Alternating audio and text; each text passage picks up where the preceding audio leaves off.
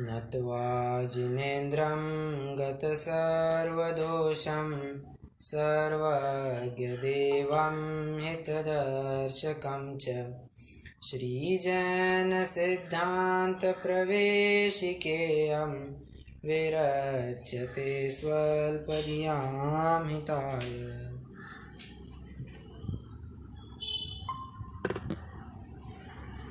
जैन सिद्धांत प्रवेशिका के माध्यम से हम 6 द्रव्यों की चर्चा कर रहे हैं। सर्वप्रथम हमने द्रव्य गुण पर्याय की चर्चा की, जिसमें द्रव्यों के अंतर्गत हम अभी उनके भेद प्रभेद और स्वरूपों की चर्चा कर रहे हैं। तो उसके अंतर्गत हमने द्रव्य के वैसे अनंत भेद देखे थे संख्या अपेक्षा, परंतु जाति अपेक्षा से 6 द्रव्य कहे हैं: जीव, पुद्गल, धर्म, अधर्म, आकाश, काल। जीव की चर्चा पंडित जी आगे करने वाले हैं, इसके लिए हमने उसकी विस्तार से चर्चा नहीं की। उसके अलावा जो शेष 5 द्रव्य हैं, पुद्गल, धर्म, अधर्म, आकाश, काल, इनकी समय सापेक्ष संकोच विस्तार रूप हमने यथोचित चर्चा की।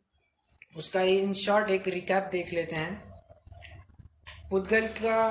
पुद्गल की परिभाषा ऐसी देखी थी कि जिसमें स्पर्श, रस, गंध, वर्ण इत्यादि गुण पाए जाते हैं उसे पुद्गल कहते हैं, और वास्तव में परमाणु ही पुद्गल होता है। तो मतलब उस पुद्गल के फिर हमने 2 भेद देखे थे, एक परमाणु होता है, एक स्कंध होता है। परमाणु जो होता है वो एकदम अविभाज्य अंश होता है, और वास्तव में इसी को पुद्गल कहते हैं। परमाणु यह पुद्गल का स्वाभाविक परिणमन है, और स्कंध यह पुद्गल का वैभाविक परिणमन है। और तो और एक बात यह जानने लायक है कि एक परमाणु की अवगाहना मतलब एक परमाणु एक प्रदेश जितनी एरिया घेरता है। ठीक है, तो ये परमाणु की भी बात हमने देख ली। और जो स्कंद है वो परमाणुओं के अनेक परमाणुओं का बंध होता है, मतलब एक पने का ज्ञान जो बंध है, वैसे अनेक परमाणु मिलकर आ जाते हैं, तब उसे स्कंद कहते हैं। अब स्कंद के फिर से हमने 23 भेद देखे थे, परंतु उसमें से सिर्फ 5 की चर्चा की, क्योंकि उन 5 वर्गणाओं का या स्कंधों का ही जीव के साथ निमित्त नैमित्तिक संबंध पाया जाता है। वे हैं आहार वर्गणा, भाषा वर्गणा, मनोवर्गणा, तेजस वर्गणा और कार्मण वर्गणा। ठीक है, ये 5 वर्गणाओं की चर्चा की। तत्पश्चात ये पुद्गल की चर्चा होने के उपरांत हमने धर्म द्रव्य, अधर्म द्रव्य, आकाश द्रव्य और काल द्रव्य, इनकी भी गत सत्र में चर्चा की थी। इसमें धर्म द्रव्य, अधर्म द्रव्य में हमने ये जानने की कोशिश की थी, और मतलब परिभाषा ऐसी आई थी कि स्वयं चलते हुए जीव और पुद्गलों को चलने में जो निमित्त हो उसे धर्म द्रव्य कहते हैं। और अधर्म द्रव्य की ऐसी परिभाषा देखी थी, मुख्य टर्म उसमें ऐसा आया था, चलकर जो रुक रहे हैं ऐसे जीव और पुद्गलों को रुकने में निमित्त वो अधर्म द्रव्य होता है। वहाँ इम्पोर्टेंट वर्ड आया निमित्त या सहकारी होता है, वो जबरन चलाता या रुकाता नहीं है, अपनी योग्यता से जीव पुद्गल चलते हैं क्रियावती शक्ति के कारण। उनमें उस चलन रूप क्रिया में धर्म द्रव्य और रुकने रूप क्रिया में अधर्म द्रव्य निमित्त होता है। ठीक है, और बाद में हमने काल द्रव्य और आकाश द्रव्य की चर्चा की थी। तो काल द्रव्य वो होता है जो सभी द्रव्यों के परिणमन में निमित्त हो, और आकाश द्रव्य सभी द्रव्यों को रहने में या अवगाहन देने में निमित्त होता है। ये आकाश और काल की भी चर्चा हुई। वैसे आगे बढ़ने से पहले मेरा एक प्रश्न है, जो 7 तत्वों है, 7 प्रयोजनभूत तत्व है, उनमें से ये 6 द्रव्यों का विभाजन किस प्रकार से होगा? कोई गेस कर सकता है या कोई बता सकता है हम उनका विभाजन किस प्रकार से करेंगे? जीव और अजीव के प्रकार से कर सकते हैं। जीव है और दूसरे 5 जो है अजीव में जाएंगे। बहुत बढ़िया। तो जीव तत्व जो है उसमें हम जीव द्रव्य को गर्भित कर लेंगे, और जो शेष अजीव तत्व है उसमें हम ये 5 द्रव्य इंक्लूड कर लेंगे। कौन से? पुद्गल, धर्म, अधर्म, आकाश और काल। ये 5 अजीव है। छह डाला में भी आया है, वहाँ उन्होंने इन 5 द्रव्यों की चर्चा की और फिर एक अंतिम लाइन लिखी, यो अजीव, मतलब 5 द्रव्यों की चर्चा की, पुद्गल, धर्म, अधर्म, आकाश और काल। इनकी चर्चा करने के बाद वे कहते हैं यो अजीव अब आश्रव सुनिए। मतलब ये अजीव तत्व, उन 7 तत्वों के प्रकरण में अजीव तत्व के अंतर्गत उन्होंने इन जीव द्रव्यों को छोड़कर शेष 5 द्रव्यों की चर्चा की। तो ये भी एक जानने लायक बात थी। अभी तो इस प्रकार से हम कुल 37 प्रश्न कवर कर चुके हैं। अभी हमें क्वेश्चन नंबर 51 से आगे बढ़ना है। मैंने इन द सेंस ये बीच का प्रकरण इसलिए छोड़ दिया जा रहा है क्योंकि ये बाद का प्रकरण इससे रिलेटेड है। अभी जो हम पढ़ चुके हैं उसी से रिलेटेड ये विषय आएगा क्वेश्चन नंबर 51 से, इसीलिए अभी पहले उसको देखेंगे, बाद में जो बचे हुए प्रश्न हैं 38 से आगे 50 तक उसे बाद में देखेंगे। एक मिनट में पहले स्क्रीन शेयर करता हूँ।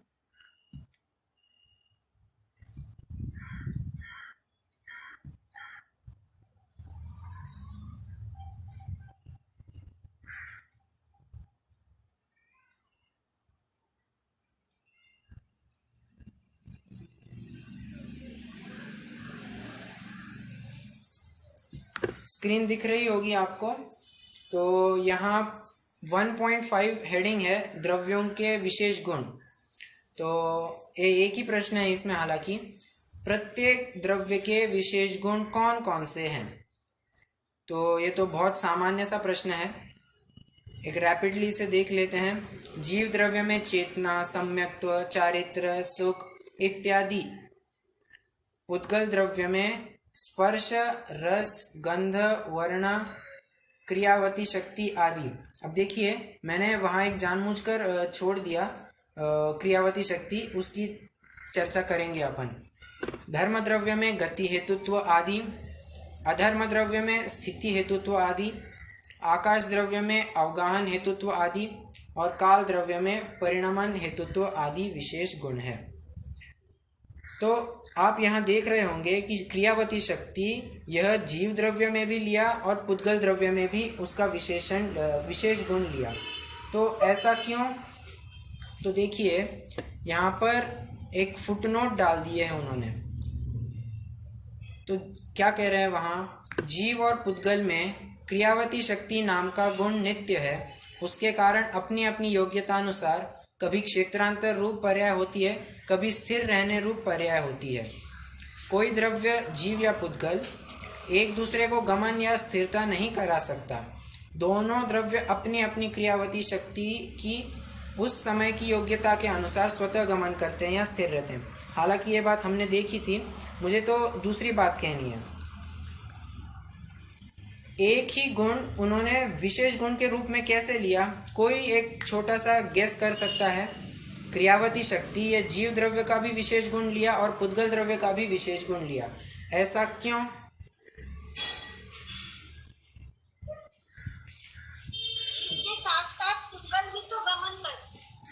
बात बराबर है। तो मेरा प्रश्न ऐसा है, विशेष गुण तो वो होता है जो किसी एक द्रव्य में ही पाया जाता है ना। तो विशेष गुण कैसे क्यों लिया? तो इसकी थोड़ी सी अपेक्षा न्यारी है। देखिए पहले सामान्य गुणों की परिभाषा देखते हैं। सामान्य गुण की परिभाषा क्या देखी थी? जो सभी द्रव्यों में पाए जाते हैं, समान रूप से पाए जाते हैं, उन्हें सामान्य गुण कहते हैं। अभी क्रियावती शक्ति ये सभी द्रव्यों में नहीं पाई जाती है, ये शक्ति सिर्फ जीव और पुद्गल में ही पाई जाती है। तो इस अपेक्षा से, सक्रिय द्रव्यों की अपेक्षा से, ये जीव और पुद्गल का ये विशेष गुण कहा है। ठीक है, सभी द्रव्यों में नहीं पाया जाता है, इस अपेक्षा से उनके विशेष गुण कहे हैं जीव और पुद्गल के। ये अपेक्षा समझ में आई? ओके, तो ये जीव पुद्गल की चर्चा हो गई। एक और चर्चा करनी है यहाँ आदि ऐसा शब्द क्यों यूज किया? देखिए, धर्म द्रव्य में गति हेतुत्व आदि, अधर्म द्रव्य में स्थिति हेतुत्व आदि, ये आदि शब्द क्यों यूज किया है?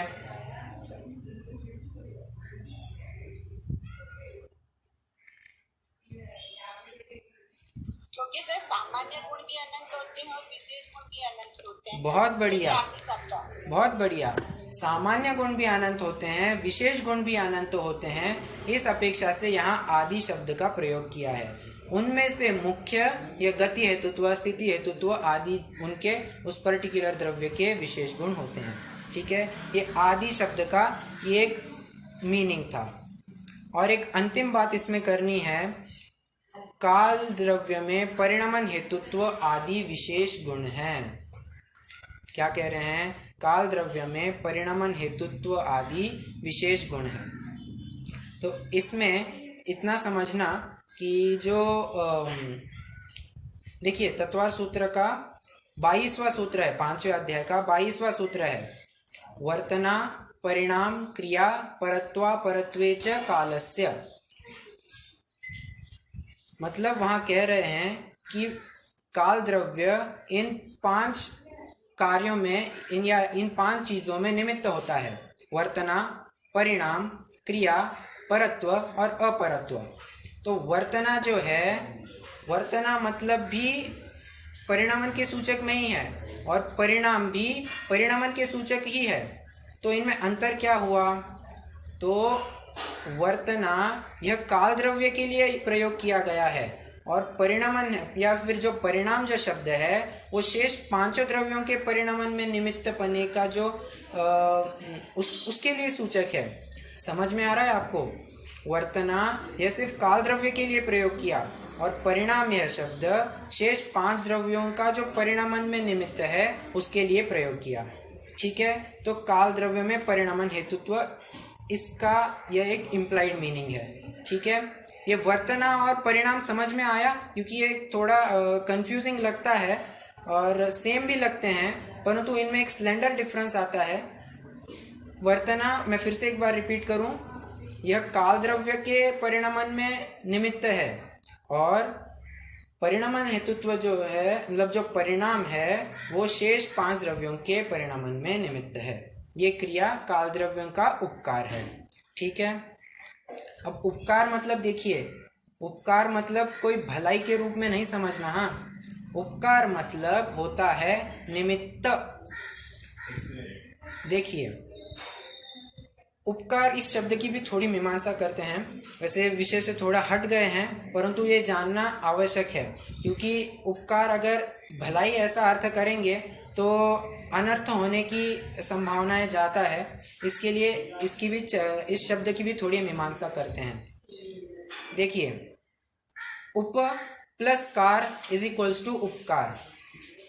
कार मतलब होता है कार्य और उप मतलब होता है समीप रहकर। क्या अर्थ हुआ जी? जो समीप रहकर कार्य के होने में निमित्त होता है, या मतलब कार्य जब हो रहा है तब उसमें जो समीप रहता है, सहकारी रहता है, निमित्त रहता है, वह उपकार होता है। समझ में आ गया? कार्य यह उपादान से होता है और उपकार्य यह किसी दूसरे द्रव्य का निमित्त बनता है या सहकार्य बनता है। ठीक है, देखिए, जैसे कहते हैं ना, वन उपवन। वन तो ये अपना नेचुरल जंगल होता है और उपवन क्या होता है? कोई आर्टिफिशियल या कृत्रिम रूप से कुछ वन जैसा बनाया हो या वन के पास बनाया हो, तो वन से छोटा है, वन नहीं, वन से छोटा जो उसका प्रारूप है, ऐसा उपवन होता है। नगर, उपनगर। इसी प्रकार कार्य और उपकार्य, कार ये मतलब कार्य यह उपादान से, उस पर्टिकुलर द्रव्य से होता है। जैसे जीव, यह चलने, जीव में चलने रूप क्रिया होती है और धर्म द्रव्य उस गति में या चलने में उपकार करता है, मतलब निमित्त होता है। मेरा सीधा सीधा इतना ही कहना है, उपकार मतलब निमित्त होता है। उपकार मतलब ही उपग्रह होता है, मतलब ही निमित्त होता है। ये आप 5वां अध्याय पढ़ेंगे ना तो उपकार यह शब्द बहुत बार आया है, तो उसी के लिए आपको थोड़ा इंगित कर दूं कि उपकार मतलब होता है निमित्त। समझ में आया? तो हम आगे बढ़ते हैं।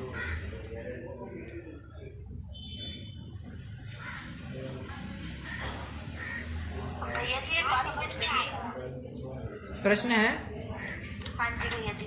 भैया जी मैं ये पूछ रही थी कि जैसे 7 तत्वों में हम जीव के बाद अजीब शब्द लेते हैं, हाँ। अजीब लेते हैं, हाँ। और द्रव्य में पुद्गल लेते हैं, तो ये क्या डिफरेंस है ये? हाँ, मतलब आप दोनों जस्ट में जीव है, दोनों में पुद्गल क्यों नहीं लिया? बराबर, आप जस्ट आए थे तभी ये चर्चा उठी थी। देखिए, अजीव तत्व में ये पुद्गल, धर्म, अधर्म, आकाश, काल ये आते हैं। अजीव, पुद्गल ये अकेला अजीव नहीं है, धर्म यह भी अजीव है, अधर्म यह भी अजीव है। देखिए, अजीव इस शब्द की आप संधि करिए, अजीव, अ मतलब नहीं, जो जीव नहीं सो अजीव, मतलब जीव द्रव्य को छोड़कर शेष सभी द्रव्य अजीव हो जाएंगे। हमने देखा था ना, पुद्गल यह मूर्तिक है, जो मूर्तिक नहीं सो अमूर्तिक। अब पुद्गल यह एक अकेला मूर्तिक है, उसको छोड़कर सभी अमूर्तिक हो गए। उसी प्रकार यह जीव द्रव्य, उसको छोड़कर सभी अजीव द्रव्य। इस प्रकार से यह क्लासिफिकेशन किया है। समझ में आया? हाँ जी भैया जी। ठीक है, मतलब आगे भैया जी समझ। Okay okay. अभी अपन ये इतना विषय हो गया, विशेष गुणों की चर्चा हो गई। अभी अपन लोक अलोक इसकी चर्चा करते हैं। अभी अभी हमने आकाश द्रव्य की चर्चा की थी, तो उसी से रिलेटेड ये चर्चा होने के कारण हम इसको उठा रहे हैं। तो देखिए, प्रश्न नंबर 52, आकाश के कितने भेद हैं? आकाश एक अखंड द्रव्य है। ठीक है, आकाश एक अखंड द्रव्य है। ये छोटे छोटे प्रश्न हैं, ये पहले सरसरी नजर से पढ़ लेते हैं, बाद में इसकी चर्चा करेंगे विस्तार से। जी। आकाश कहाँ पर है? आकाश सर्वव्यापी है। अब ये दो प्रश्न हो गए। देखिए, अब क्या कह रहे हैं पहले प्रश्न में, आकाश एक अखंड द्रव्य है, मतलब इसके कोई भेद नहीं है। ये एक अखंड, अपना एक सिंगल यूनिट है, इसके कोई भेद प्रभेद या प्रकार नहीं किए गए हैं। ये पारमार्थिक कथन है, परंतु अपवादात्मक या उपचार का कथन ऐसा है कि इसके आकाश के दो भेद किए जाते हैं, लोकाकाश और अलोकाकाश। देखिए, आकाश तो सर्वव्यापी है, अखंड एक है, उसके बीचों बीच एक अपना 3 लोक है। 3 लोक मालूम है ना? तो 3 लोक है, वो पूरे आकाश के बीचों बीच पाया जाता है। तो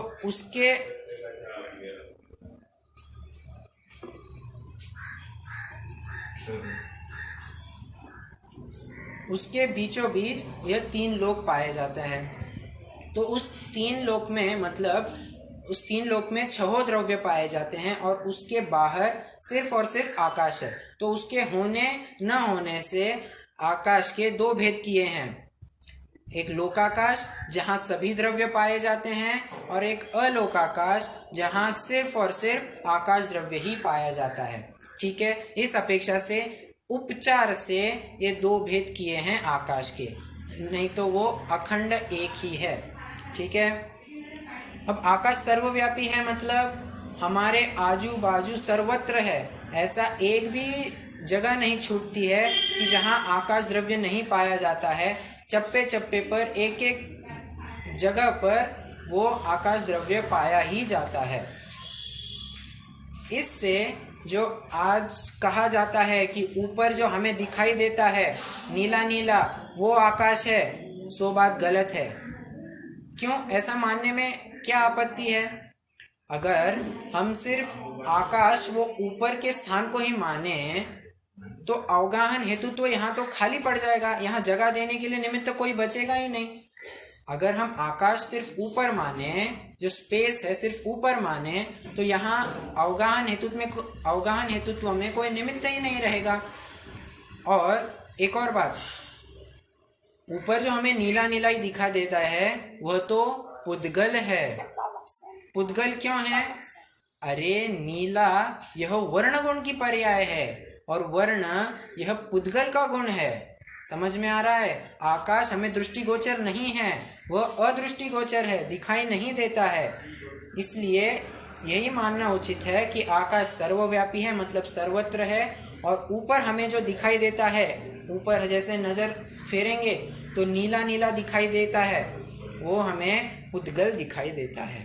ठीक है, ये आकाश सर्वव्यापी है, इस बात की चर्चा हो गई। कोई प्रश्न है क्या?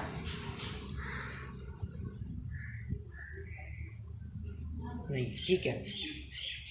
देखिए, अब हमने अभी उपचार से दो भेद किए थे आकाश के, लोकाकाश और अलोकाकाश। तो लोकाकाश किसे कहते हैं? आकाश में जहाँ तक जीव, पुद्गल, धर्म, अधर्म और काल, ये 5 द्रव्य रहते हैं, उसे लोकाकाश कहते हैं। ठीक है। और अगला प्रश्न, अलोकाकाश किसे कहते हैं? लोक के बाहर के आकाश को अलोकाकाश कहते हैं। ये सिंपल परिभाषा थी, इसमें ज़्यादा कोई एक्सप्लेनेशन की ज़रूरत नहीं है। अब देखिए, इस लोक की मोटाई, ऊंचाई और चौड़ाई कितनी है? देखिए, हम ये पहले उत्तर पढ़ते हैं, फिर मैं आपको इसका फिगर भी दिखाऊंगा। लोक की मोटाई उत्तर और दक्षिण दिशा में सब जगह 7 राजू है। चौड़ाई पूर्व और पश्चिम दिशा में सबसे नीचे 7 राजू है। ऊपर क्रम से घटकर 7 राजू की ऊंचाई पर 1 राजू है। फिर क्रम से बढ़कर 10.5 राजू की ऊंचाई पर 5 राजू है। फिर क्रम से घटकर 14 राजू की ऊंचाई पर पुनः 1 राजू है तथा लोक की ऊंचाई ऊर्ध्व और अधो दिशा में 14 राजू है। ये बहुत ही कॉम्प्लेक्स लगा होगा और अभी इतनी चिंता करने की बात भी नहीं है। इसकी विस्तार से चर्चा जब भी तत्वार सूत्र का अध्ययन किया जाएगा, उसके 3 और 4 अध्याय में विस्तार से चर्चा आई है और टीकाओं में तो और भी विस्तार से चर्चा आई है। साथ ही साथ त्रिलोक प्रज्ञप्ति मतलब तिलोय पण्णति और त्रिलोक सार, इन 2 ग्रंथों में भी इस 3 लोक की यथोचित सविस्तार चर्चा की है। और विशेष ज्ञान के लिए उसी का रेफरेंस लेना होगा। यहाँ एक सिर्फ उसके डायमेंशंस बताए जा रहे हैं। क्या बताए जा रहे हैं? लोक की मोटाई, ऊंचाई और चौड़ाई। देखिए, मोटाई, ऊंचाई, चौड़ाई, ये इस लोक के, 3 लोक के डायमेंशंस है। मतलब मोटाई से देखेंगे तो कितने राजू का है, ऊंचाई कितने राजू का है, चौड़ाई कितने की है, तो ये सब इस उत्तर में बताया जा रहा है। तो मैं पहले आपको इसका फिगर भी दिखा दूं। एक मिनट, हाँ, 1 मिनट, हाँ।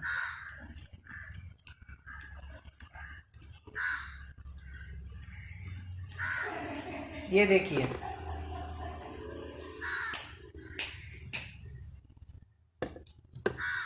ये आपको 3 लोक का नक्शा दिखाई दे रहा होगा।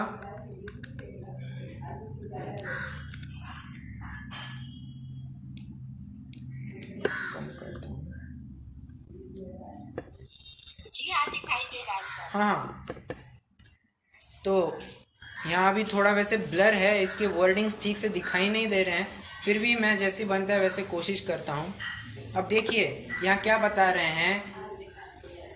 पहले एक तो काम करते हैं, इस 3 लोक का आकार समझते हैं।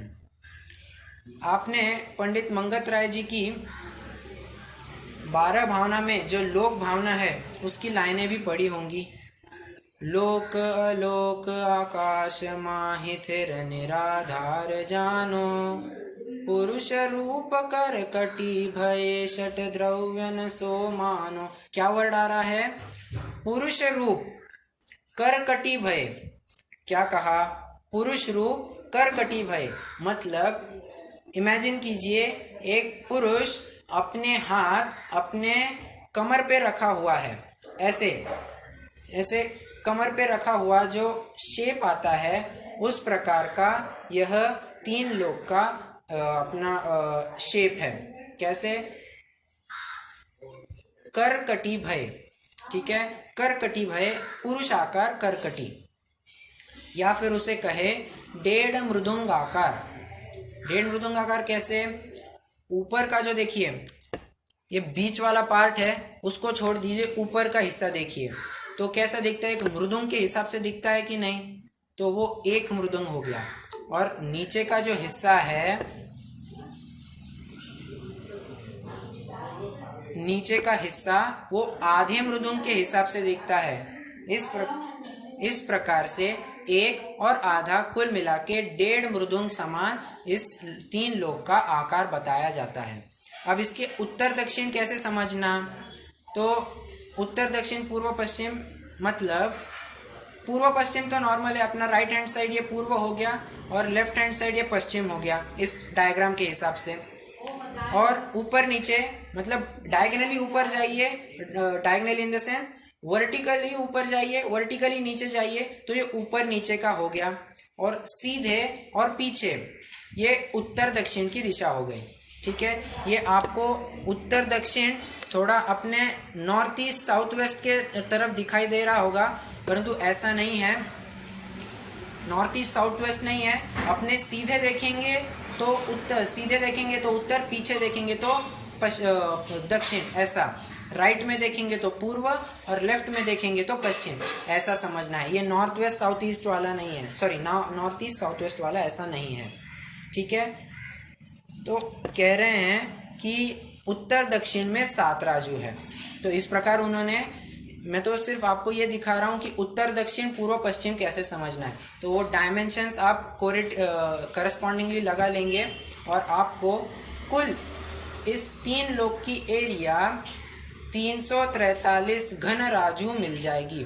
अब घन राजू क्यों, 3 डायमेंशंस है, तो कहते हैं ना एक क्यूब होगा तो उसके एंड में यूनिट अपन क्यूबिक सेंटीमीटर या क्यूबिक मीटर ऐसा लगाते हैं, उसी अपेक्षा से 343 मतलब 343 घन राजू। अब राजू का भी एक अलग सा बहुत विस्तार वाला गणित है, इतना समझ लीजिए वो एक पैमाना है, यूनिट है, मेजरमेंट का यूनिट है।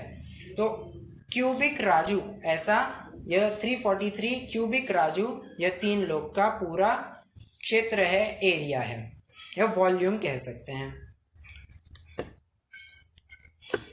ये अपनी 3 लोक की चर्चा हो गई। अभी अपन अपने मूल विषय में आते हैं। हम तो आकाश द्रव्य की चर्चा कर रहे थे, तो आकाश द्रव्य की मतलब 3 लोक की इसके ऊपर से चर्चा आई कि उपचार से 2 भेद किए जाते हैं। अगर लोकाकाश की तरफ से देखेंगे तो वो मतलब 3 लोक की तरफ से देखेंगे तो उस आकाश के पार्ट को लोकाकाश कहेंगे, और उसको छोड़कर अगर देखेंगे तो उसको अलोकाकाश कहेंगे। देखिए, जैसे हम एक स्वाध्याय हॉल है और स्वाध्याय हॉल में ही एक साइड में भाई बैठे हैं और एक साइड में बहनें बैठी हैं, तो क्या वो स्वाध्याय के 2 खंड हो गए हैं, एक भाइयों का खंड एक बहनों का खंड? ऐसा नहीं है। उसको हमने जिस प्रकार से विभाजन करने की दृष्टि है हमारी, उस अपेक्षा से हम उस स्वाध्याय हॉल को भाइयों का खंड और एक बहनों का खंड ऐसा कह रहे हैं। वास्तव में वो तो एक अखंड हॉल है, परंतु जैसी सीटिंग अरेंजमेंट है उस अपेक्षा से हम उसके उपचार से भेद कर रहे हैं। इसी प्रकार यहाँ अलोकाकाश और लोकाकाश के बारे में समझना। ठीक है, यहाँ तक कोई प्रश्न?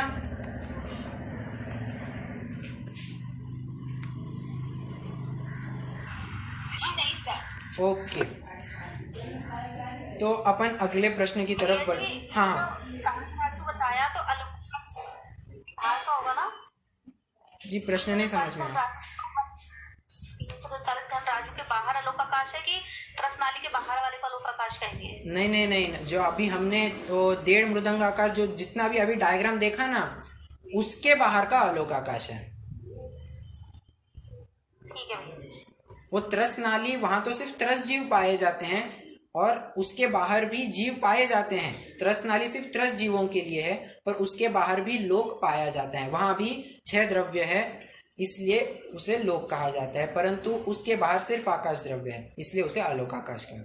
ठीक है, मतलब त्रस नाली में ही लोक नहीं है, या उसी जगह पर उसी को लोकाकाश नहीं कहेंगे, उससे थोड़ा ज्यादा है वो। ठीक है, अगला प्रश्न है, धर्म द्रव्य और अधर्म द्रव्य खंड रूप है अथवा अखंड रूप, तथा इनका स्थान कहाँ है? देखिए, आप ही ने अभी पिछली बार प्रश्न किया था, उद्गल धर्म खंड रूप है या अखंड रूप, कुछ प्रश्न किया था ना आपने, कौन से द्रव्य खंड रूप है और अखंड रूप है, बराबर। तो यही बात आ रही है, धर्म द्रव्य और अधर्म द्रव्य दोनों एक एक अखंड द्रव्य है और दोनों ही समस्त लोकाकाश में व्याप्त है। ठीक है, तो धर्म द्रव्य अधर्म द्रव्य की क्यों बाद में चर्चा करेंगे। पुद्गल को छोड़कर शेष पांचों द्रव्य अखंड रूप है, सिर्फ पुद्गल खंड रूप है। ठीक है, मैं शायद उस टाइम पे ठीक से एक्सप्लेन नहीं कर पाया रहूंगा। अभी प्रदेश की चर्चा जब करेंगे तब उदाहरण सहित मैं आपको उसका एग्जाम्पल मतलब उसका एक्सप्लेनेशन दूंगा। तो यहाँ तो इतना समझना है कि धर्म द्रव्य एक है, धर्म और अधर्म द्रव्य दोनों एक अखंड है और समस्त लोकाकाश में व्याप्त है। मतलब हमने 3 लोक का जो अभी नक्शा देखा 3 डायमेंशनल, उसके एक एक पार्ट पर धर्म द्रव्य पाया जाता है अखंड रूप से। हाँ, मतलब 3 लोक में अखंड है और पूरे लोक में व्याप्त होता है। ठीक है,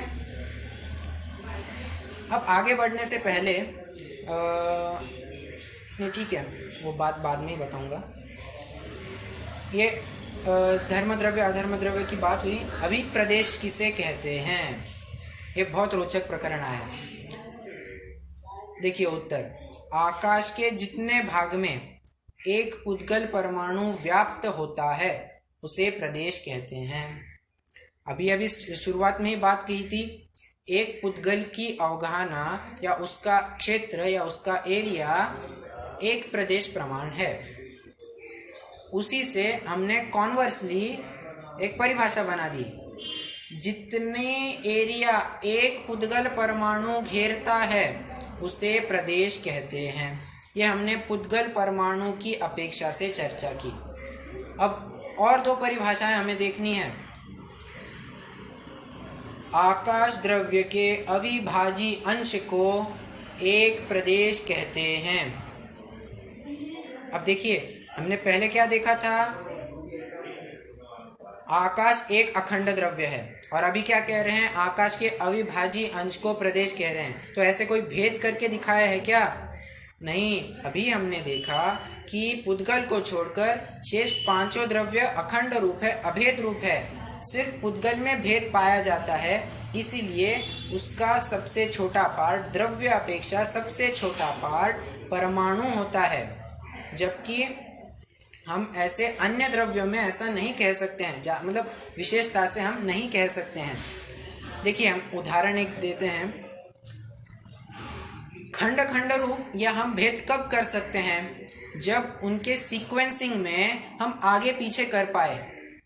अब मान लीजिए आत्मा का यहाँ का प्रदेश है और यहाँ का प्रदेश है, हम जब उसे ऊपर नीचे कर सकते हैं या अलग अलग कर सकते हैं तभी तो हम उसे अखंड रूप कर सकते हैं, मतलब खंड रूप कर सकते हैं। तो होता ही नहीं है, इसलिए वह अखंड रूप है। जबकि पुद्गल द्रव्य में ऐसा पाया जाता है। मान लीजिए एक सिल्वर का कोई बार है, तो उस चांदी का जो क्या कहेंगे, जो बार है उसके हमने 2 टुकड़े कर दिए, तो क्या वो 2 टुकड़े 2 अलग एंटिटीज के रूप में काम करते हैं? हाँ, करते हैं। परंतु जीव द्रव्य में ऐसा नहीं पाया जाता है। और अगर चाहे तो हम पुद्गल द्रव्य में वो जो हमने ऐसे सीधा बार रखा था उसी को उल्टा करके चिपका के भी रख सकते हैं। मतलब हमने उसके प्रदेशों में क्रम भंग किया और यह पॉसिबल है पुद्गल द्रव्य में, जबकि जीव द्रव्य में ऐसा संभव नहीं है। शेष 4 द्रव्य में भी संभव नहीं है। हम ऐसा नहीं कर सकते कि वहाँ का जो प्रदेश, मतलब देखिए यहाँ का जो प्रदेश है, यहाँ का प्रदेश है, इनको हम अलग अलग यहाँ से यहाँ ले आए, ऐसा कभी भी संभव नहीं है। जमीन देखिए, भारत की जमीन है और पाकिस्तान की जमीन है, तो क्या हम उनको इंटरचेंज कर सकते हैं क्या? अरे नहीं कर सकते हैं। इतना ही क्यों, यहाँ एक टिप और उसके बाजू का टिप धरती का है, उसको भी हम चेंज नहीं कर सकते, अलट पलट नहीं कर सकते हैं। तो अखंड आकाश द्रव्य की तो बात ही नहीं है। परंतु उसका भी कोई ना एक पार्ट तो रहता होगा ना, उसका कोई एक पॉइंट तो अखंड कह रहे हैं, फिर भी उसका कोई एक अंश तो होगा ना, तो उस सबसे छोटे अंश को हम प्रदेश कह रहे हैं। आकाश द्रव्य के सबसे छोटे अंश को हम प्रदेश कह रहे हैं, ठीक है। उसके कोई ऐसे खंड खंड नहीं किए हैं, सिर्फ उसके सबसे छोटे अंश को एक प्रदेश कहा जा रहा है। और आपकी जानकारी के लिए, एक परमाणु का आकार जिनवाणी में चौरस आकार या षटकोण आकार ऐसा आता है। कौन से दो आकार, कोई रिपीट करेगा? चौरस और बराबर, स्क्वायर शेप या हेक्सागन, ये दो शेप्स परमाणु के आते हैं। अब मैंने प्रदेश की चर्चा चल रही है, परमाणु का क्यों कहा?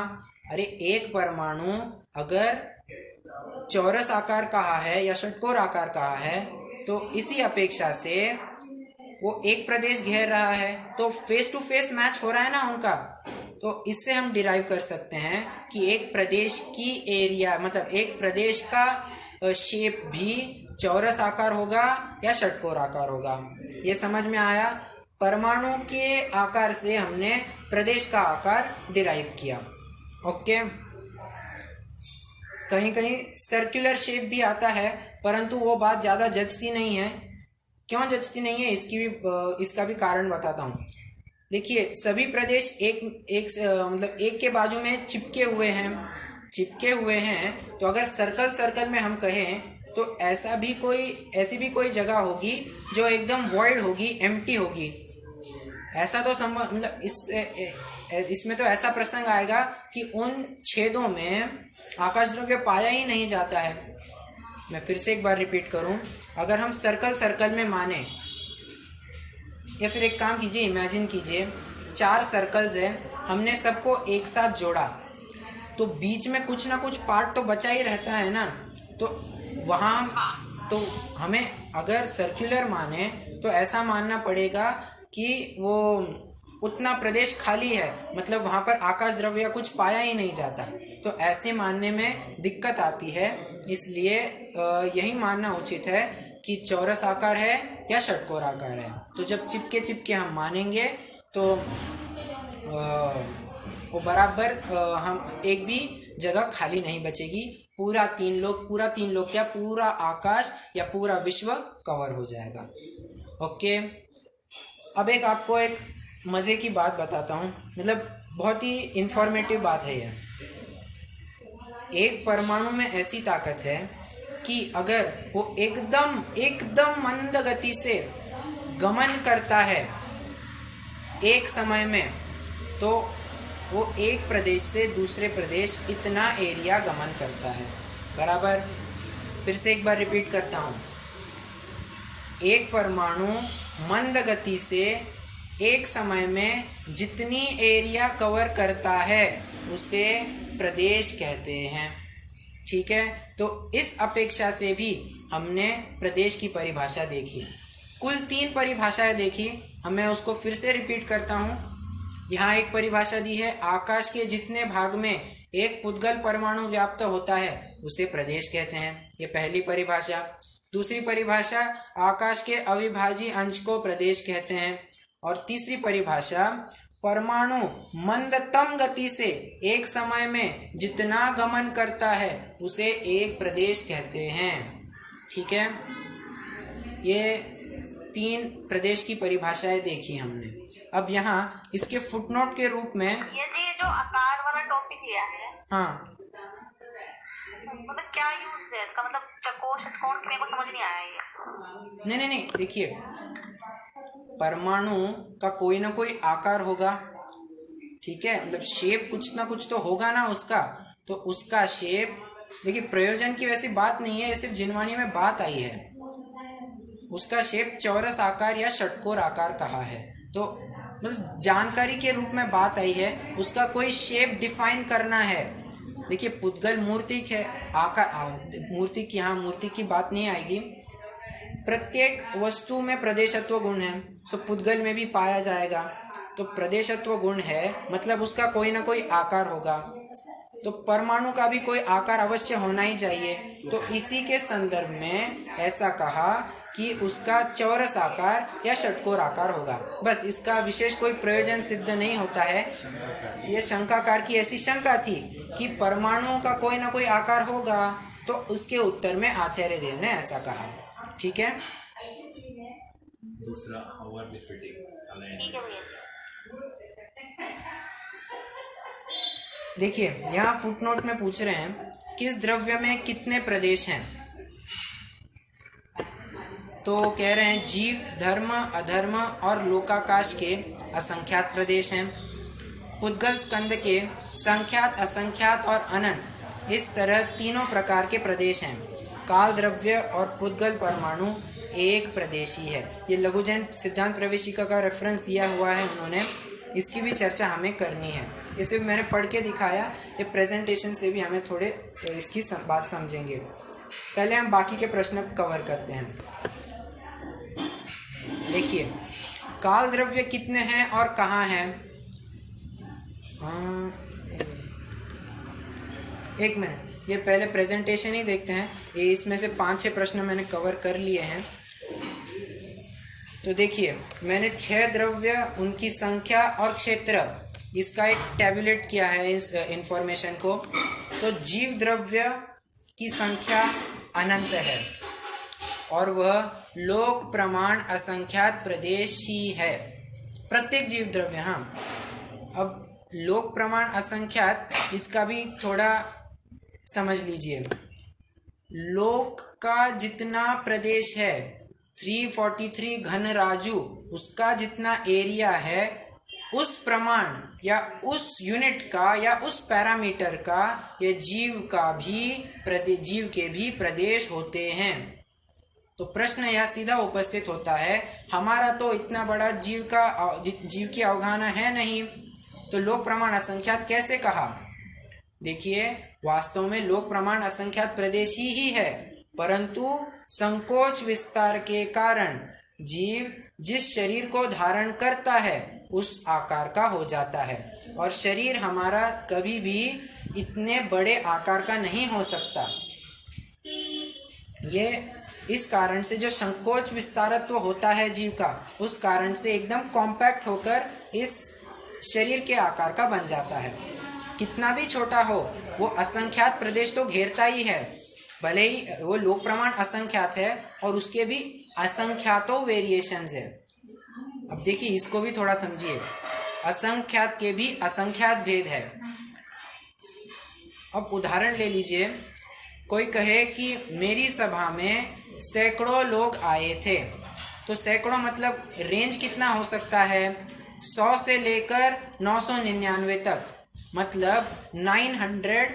उस क्वांटिटी मतलब उस सैकड़ों का वेरिएशन कितना हो सकता है, 900, 100 हो सकता है, 101 हो सकता है, 102 हो सकता है, ऐसे लेकर 999 तक हम जा सकते हैं।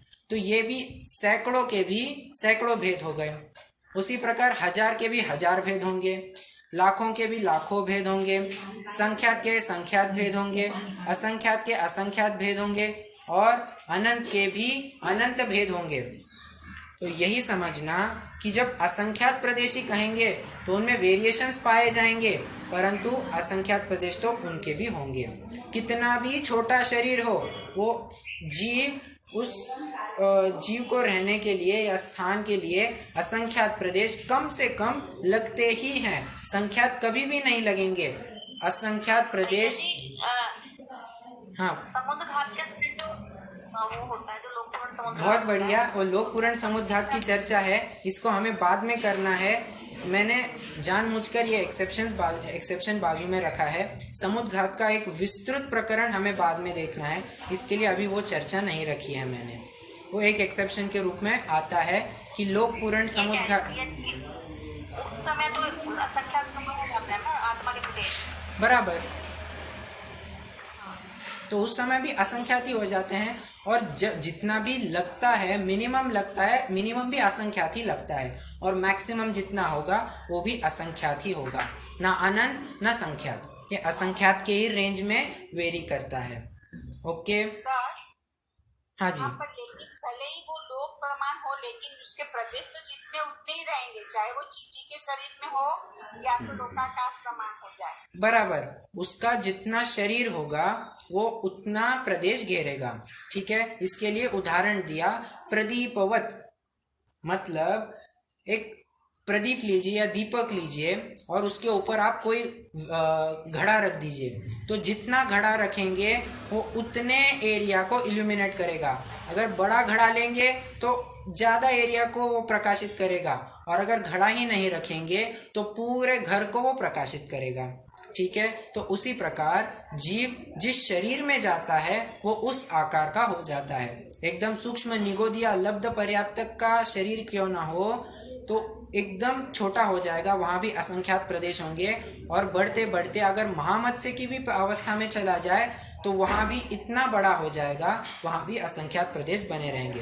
कहने की बात इतनी है, असंख्यात प्रदेश तो बने ही रहेंगे, सिर्फ शरीर के आकार के अनुसार वो चेंजेस पाए जाएंगे, उस असंख्यात में घटबढ़ होती रहेगी। ओके, अब पुद्गल की चर्चा करते हैं। पुद्गल द्रव्य जीव से भी अनंत गुना है। हमने वो सीक्वेंस देखा था, वो सीक्वेंस को एक बार, अनंतों का जो सीक्वेंस है, जीव अनंत, उससे पुद्गल अनंत, ये कोई एक बार रिपीट करेगा क्या? रिवीजन भी हो जाएगा।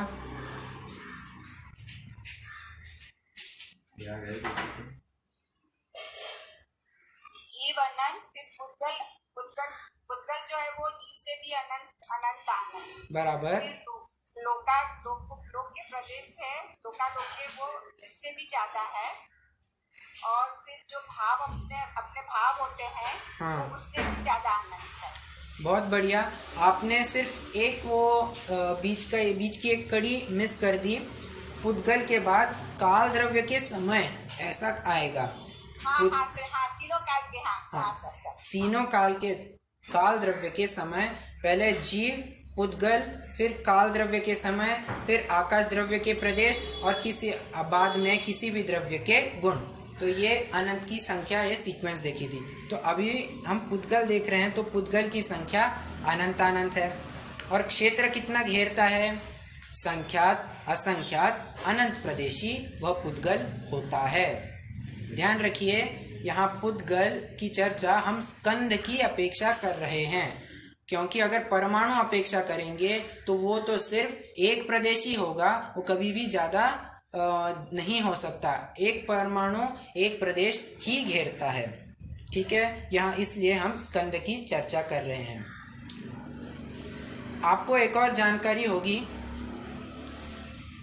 कि जैसे मान लीजिए कोई 1000 परमाणुओं का स्कंद है और वो 2000 प्रदेश घेरता है, तो उसे कितने प्रदेशी स्कंद कहेंगे? तो ऐसा आता है कि उसको 1000 प्रदेशी स्कंद कहेंगे। ऐसा कैसे? तो जितने परमाणु उतना प्रदेशी स्कंद। आप कितनी एरिया घेरता है या कितने प्रदेश कवर करता है आकाश के, उसके ऊपर ध्यान मत दीजिए। उस स्कंद में कितने परमाणु है, उतना प्रदेशी वो स्कंद होता है। अगर अनंत परमाणु हो और एक प्रदेश भी घेर रहा हो तो भी उसे अनंत प्रदेशी स्कंद कहेंगे। ऐसा संभव है पुद्गल में एकदम कॉम्पैक्ट हो के ऐसा संभव है कि अनंत परमाणु भी एक प्रदेश में स्थित हो जाए, परंतु फिर भी एक प्रदेश में आने के उपरांत भी हम उसे कहेंगे कि वह अनंत प्रदेशी स्कंद ही है।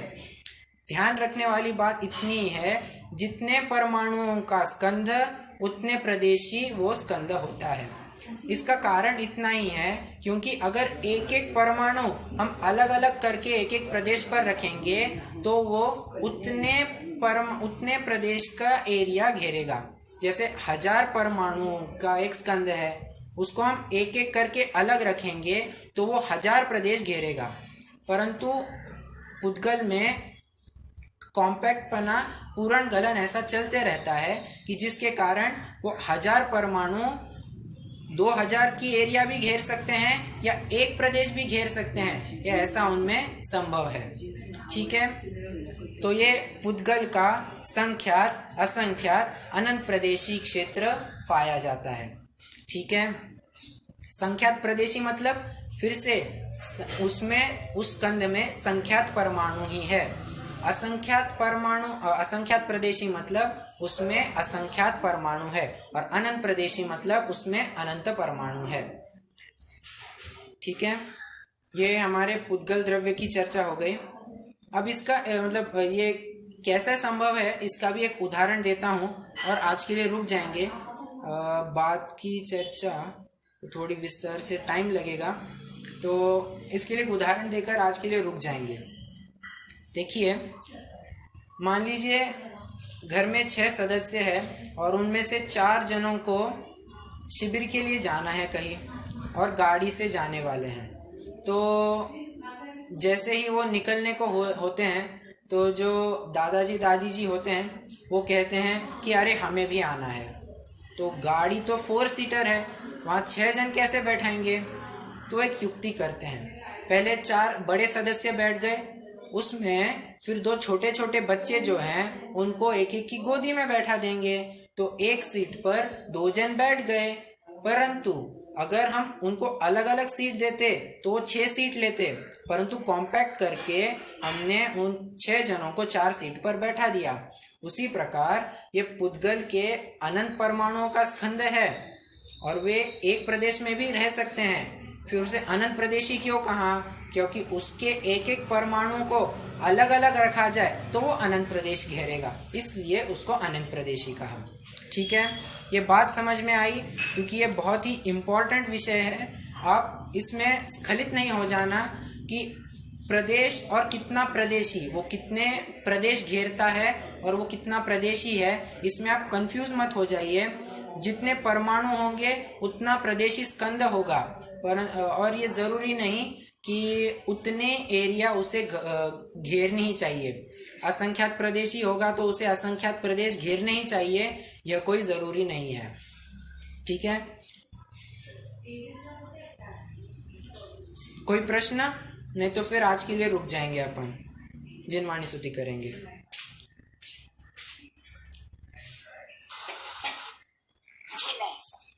ओके, ठीक है, तो जिनवाणी स्तुति करते हैं अपन। निज निधि निज में बताई, यह अनंत उपकार है, इसके लिए